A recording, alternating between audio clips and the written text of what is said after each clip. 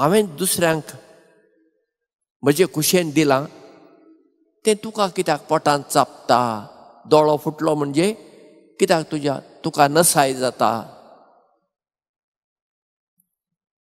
आनी जेजू म्हणटा मागीर पयलीं आसात ती निमाणी जातलीं, निमाणी आसात ती पयलीं जातलीं. ही ओपार आमी आमच्या जिविताक लागू करुया.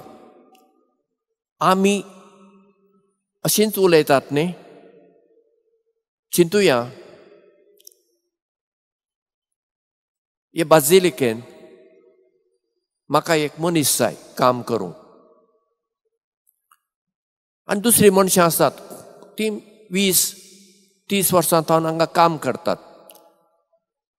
तांकां जी मजुरी मेळटा तितलीच मजुरी नव्या मनशाक जर हांवें दिली, ती पयलीं असली उलोवची ना, म्हाका म्हणची ना father you are doing injustice to us. ती आज आयला आनी आमी इतलीं वर्सां जावन आमी काम करता, आमकां आनी तांकां तुवें एक लेवलाचेर दवरूंक ना अशें म्हणना. आमी म्हणटलींच न्हय, कित्याक आमचें चिंतप मनशांचें, देवाचें चिंतप वेगळें.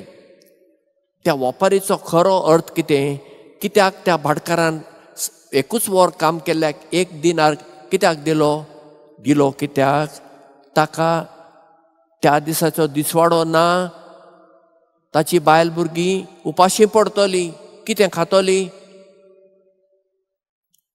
म्हयन्याचो पगार मेळटल्यांक पगार मेळटा, पूण दिसवाड्याक काम करतल्याक ताका सुटी ना.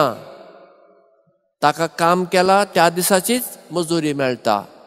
देखून त्या भाटकारान उदार मनान तांकां चड पयशे दिले.